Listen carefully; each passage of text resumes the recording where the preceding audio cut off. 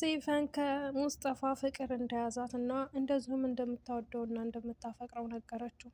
ሙስጠፋ ምን ማለትሽ ነው ሲፈን? እኔ እኮ አንቺን የማይሽ እንደ እህት ነው የማይሽ። እኔ ደግሞ ሌላ ፍቅረኛ ወይም ትዳር አጋር እንደምሆን ወደ ቤት ነግሬሻለሁ። ሁሉን ነገር ነግሬሽ እንደገና መልሰሽ እኔ እወድሃለሁ እንዴት ብለሽ ትይኛለሽ? ቆይ አንቺ ያምሻል እንዴ?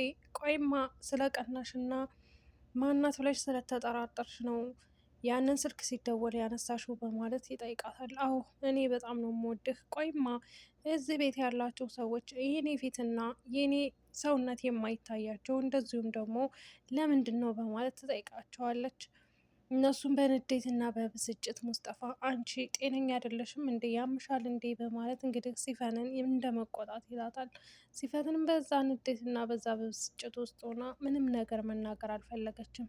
ከዛም እንግዲህ ተመለሰችና ወደ ቤቷ ትገባለች። ጀሪን በንዴትና በብስጭት አሁንም ቢሆን አምነን ጋ ሆና የምትፈልገውና የምታፈቅረው ሙስጠፋንን ነው።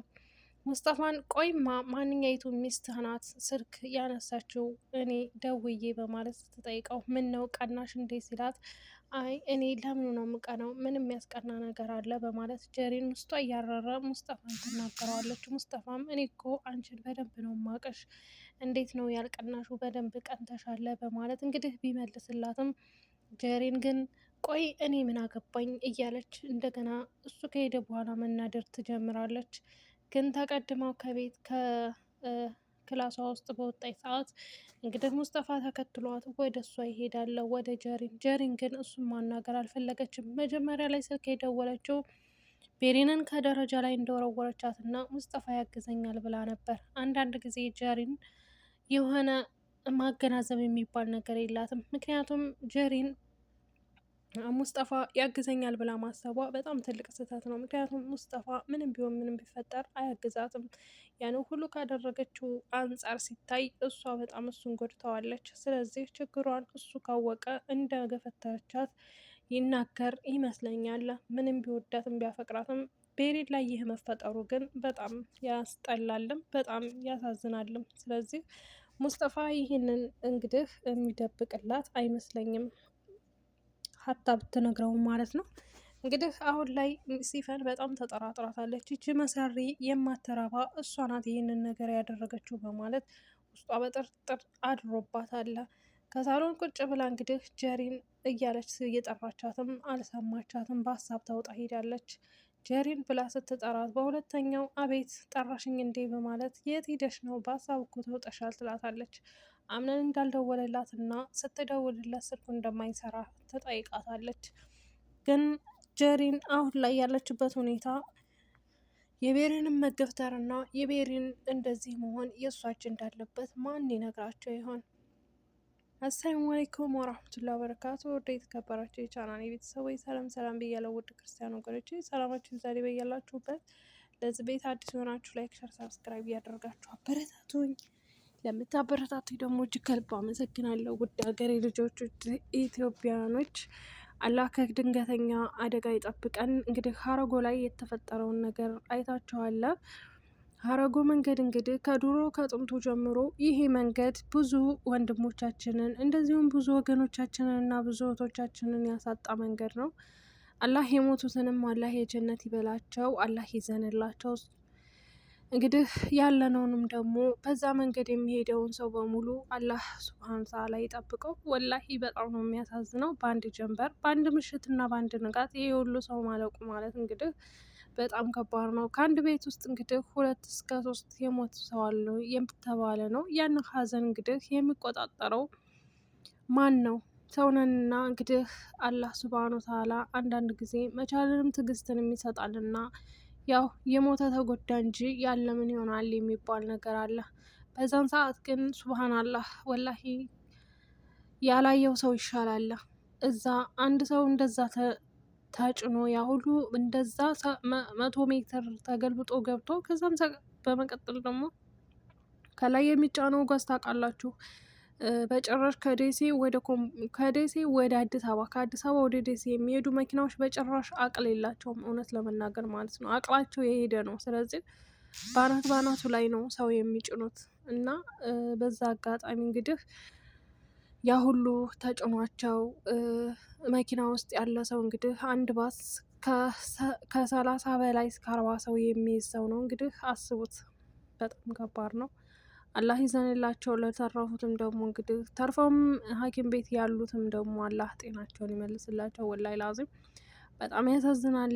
አላህ ከክፉ ነገርና ከድንገተኛ አደጋ አላህ ሱብሃነሁ ወተዓላ ይጠብቀን። ውድ ቤተሰቦች እንግዲህ ዱዓ አድርጉ።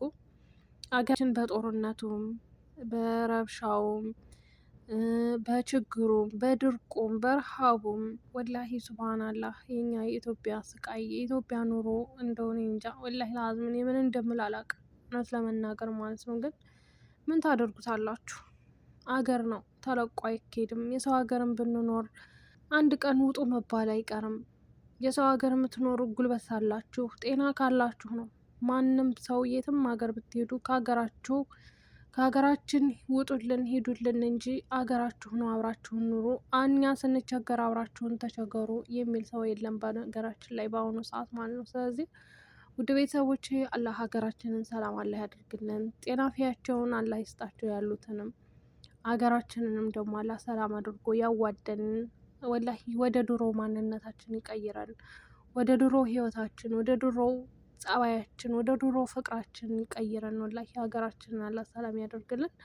እንግዲህ የሀረጎን መንገድ ደግሞ ወላሂ በተቻለው አቅም በተቻላቸው ጉልበት ወላሂ ተረባርቦ ሰው ያንን ተራራ አፍርሶ እንደገና ያማረና የተደላደለ ቦታ አድርገው የተሻለ መንገድ ቢያወጡለት ወይም የተሻለ መንገድ ቢሆን ባይነኝ። እንደኔ ሁላችንም ድምጽ በመሆን እንግዲህ ለሞቱት ሰዎች ደግሞ ላለ ነው ወደዛ የምንተላለፈው ለምንመጣ ለምንሄደው ደግሞ ተስተካክሎ እንግዲህ ያው የሰው ልጅ ደልዳላ ሜዳም ሆኖ አደጋ ይደርሳል። የሰው ልጅ ቀዷና ቀድር ነው። አላህ ቀደረባቸው። እነሱም እንግዲህ የሰው ልጅ ያው ሲወለድ ከእናታችን ሆድ ውስጥ ሆነን በዚህ ነው የምትሞቱት ተብሎ የዛኔ ይጻፍልናል እና አላህ እንግዲህ ያው የመሞታችንን ሰዓት ባናውቀውም እስከዛው ድረስ ግን አልሐምዱሊላህ እያልን እንግዲህ ባለን በተሰጠን ጸጋ ባለን ጤና ባለን አፍያ እየተብቃቃን እየተዋደድን ብንኖር የሰው ልጅ የት በደረሰ ኑሮ እና የኛ የኢትዮጵያ ኑሮ በጣም ያሳዝናል። ዛሬ እንግዲህ ድራማው ቀርቶ ስለ ራሳችን ስለ ሀገራችን በቃ እስኪ አንዳንድ ጊዜም ሁልጊዜም ድራማ ሳይሆን በቃ ሁልጊዜም ጊዜያችንን አሉባልታ ላይ ምናምን ሳይሆን ቢያንስ ወላይ ላዚም አንዳንድ ጊዜ አሁን እኔ የዛሬ ስንት አመት ቻናሌ ሲዘጋ በቃ ያኔ ተዘግቶም ራሱ ያኔ ያላ ደህና ቦታ ላይ ነበርኩኝ አልሐምዱሊላ። ግን ሁለተኛ ቻናል ሲያዝ በቃ ትወጣላችሁ፣ ከሁሉ ነገር ነው የምትርቁት፣ ከሰዎች ትርቃላችሁ። በቃ ሰው ማውራት አትፈልጉም። በዛ ላይ ደግሞ በቃ ይሆናላ ከቁርአናችሁም ትዘናጋላችሁ። እና አንዳንድ ጊዜ ሶሻል ሚዲያም ሸይጧን ነው ማለት ይቻላል ማለት ነው። ምክንያቱም በቃ የሆነ ነገር አስባችሁ በቃ የሆነ ነገር እንደምታደርጉ አቅዳችሁ ግን የሆነ ትዝ ይላችኋል ዩቲዩቡ ማለት ነው። ቲክቶክም ከሆነ በቃ እንደዚሁ። በተለይ ቲክቶክ አሁን አንድ ጊዜ አትግቡ እንጂ ከገባችሁ አንዴ ወደ ላይ ስታንሻቱ ወደ ላይ ስታወርዱ ወደ ላይ ስታንሻቱ ቲክቶክ መቼም ማንም ሰው ማንም በዚች ምድር ያለ ሰው ቲክቶክን ወደ ላይ አንሻቶ የጨረሰ የለም። ግን እኛ ወሏችንም በቃ እንደው ወላሂ አላህ ቀልባችንን ይመልስልን። እኔ ምንም አልልም። አላህ ቀልባችንን የደረቀውን ቀልባችንን ይመልስልን። አላህ ወላሂ የሰው ልጅ በስደት እያለ ዲኑን አውቆ ቁርአኑን ቀርቶ በቃ ስለ ሂጃቡ ተምሮ እኔ እንጃ ብቻ ወላሂ ላዚም ትልቅ ደረጃ ደርሶ አገሩም የሚገባለን። እኛ ግን ጊዜያችንን በዩቱብ ገደል ነው 4 አመት 5 አመት 3 አመት 2 አመት 1 አመት አይደለም። እንደዚህ ቀላል አይደለም። በጣም ብዙ አመት አንድ ላልተያዘለት በቃ አላ ምንም ያልተያዘለት ዩቱብ ወላሂ። በእርግጥ ጓደኛ ሰጥቶናል፣ እህት ሰጥቶናል። እህት ማለት ደግሞ ከአንድ እናት መወለድ አይደለም እና ዩቱብ ብዙ እህቶችን ብዙ መልካም ሰዎችን አስተዋውቆናል። በዚሁ አጋጣሚ እንግዲህ የዩቱብን ጥቅም የማውቀው እኔ ይሄ ነው። ሌላ ጥቅም ግን እኔ ያየሁበትም የተገነዘብኩበትም የለም።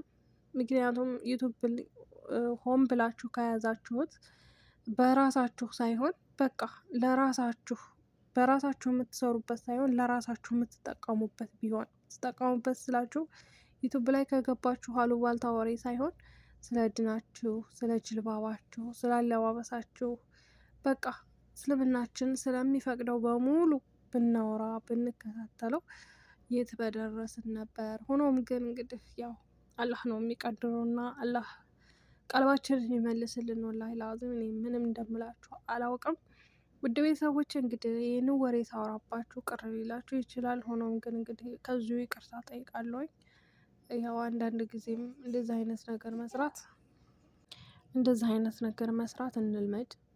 ድራማ ብቻ ማሯሯጥን ጥሩ አይደለም። እና ውድ ቤተሰቦች እንግዲህ የዛሬ ቪዲዮ የነ ድራማ ቢሆንም እንግዲህ በዛ ድራማ ላይ ዛሬ አልሰራሁም ማለት ይቻላል። መግቢያው ላይ እንግዲህ እንዳያችሁት። ስለዚህ ቪዲዮን እስከ መጨረሻው ይሉልኝ። በመዳም ሸበካ ያላችሁ ደግሞ ቪዲዮ በማጫወት አግዙኝ፣ አበረታቱኝ። እንተጋገዝ፣ እንበረታታ፣ ቁም ነገር እንስራበት። እውነት ቁም ነገር እንስራበት። ለፍሬ የምንበቃ ያደርገን። ሀገራችንን ገብተን ደግሞ ለሰዎች የሚያስተምር ቁም ነገር በሀገራችን እንዴት ሰርተን መቀየር እንዳለብን የሚያሳይ ነገርን የሚያሳይ ቪዲዮዎችን እየሰራን የምናቀርብ ያድርገን። ኢንሻአላህ እንግዲህ እዛው ድረስ ጤናና ቢያችንን ይስጠን።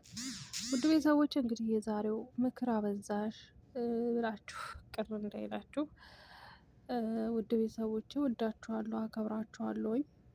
አይዞሽ በርቺ፣ ጠንክሪ ብላችሁ ውድ ጓደኞቼ፣ የምወዳችሁ የምሳሳላችሁ እህቶቼ፣ ጓደኞቼ ይህንን ቻናል ከፍታችሁ እንግዲህ ነይ ከኛ ጋር ተቀላቀይ፣ ነይ ከኛ ጋር ተጫዎች በማለት እንግዲህ እዚህ ያደርሳችሁኛል እና ውድ ቤተሰቦቼ አመሰግናችኋለሁ፣ ወዳችኋለሁ። ዘላለም ኖሮልኝ